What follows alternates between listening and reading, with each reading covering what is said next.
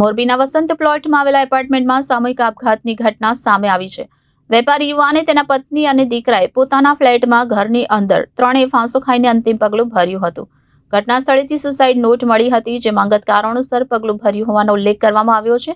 પોલીસે ઘટના સ્થળે પહોંચી તમામ મૃતદેહને પોસ્ટમોર્ટમ માટે હોસ્પિટલ ખસેડ્યા છે અને આગળની કાર્યવાહી હાથ ધરી છે.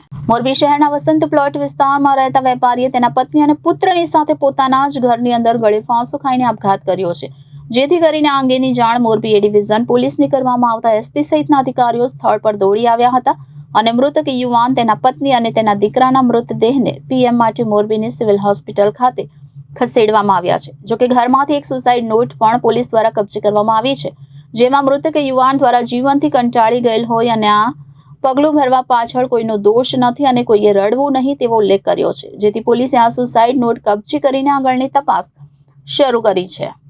વધુમાં પોલીસ સૂત્રો પાસેથી જાણવા મળતી વિગત પ્રમાણે ઘરની અંદરથી એક સુસાઇડ નોટ મળી, જેમાં હરેશભાઈ કાનાબારની નીચે સહી કરેલી છે અને તે જીવનથી કંટાળી ગયા છે અને તેમના પરિવારે ભરેલા આ પગલા માટે કોઈ દોષિત નથી અને કોઈએ રડવું નહીં તેવો ઉલ્લેખ તેમણે પોતાની સુસાઇડ નોટમાં કર્યો છે. જોકે આ સુસાઇડ નોટ ખરેખર હરેશભાઈએ લખી છે કે અન્ય કોઈએ, તે પણ એક તપાસનો વિષય છે. તો સ્થળ ઉપર એકત્રિત થયેલા લોકો પાસેથી જાણવા મળતી વિગત પ્રમાણે આર્થિક મૂંઝવણના કારણે હરેશભાઈ કાનાબાર અને તેના પરિવારે આ પગલું ભર્યું હોય તેવી શક્યતાઓ હાલમાં દેખાઈ રહી છે.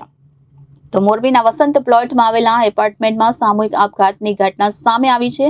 વેપારી યુવાને તેના પત્ની અને દીકરાએ પોતાના ફ્લેટમાં ઘરની અંદર ત્રણેય ફાંસો ખાઈને અંતિમ પગલું ભર્યું હતું.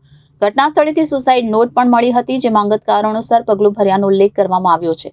પોલીસે ઘટના સ્થળે પહોંચી તમામ મૃતદેહને પોસ્ટમોર્ટમ માટે હોસ્પિટલ ખસેડ્યા છે અને આગળની વધુ કાર્યવાહી હાથ ધરી છે. Bureau report Janadesh news, Morbi.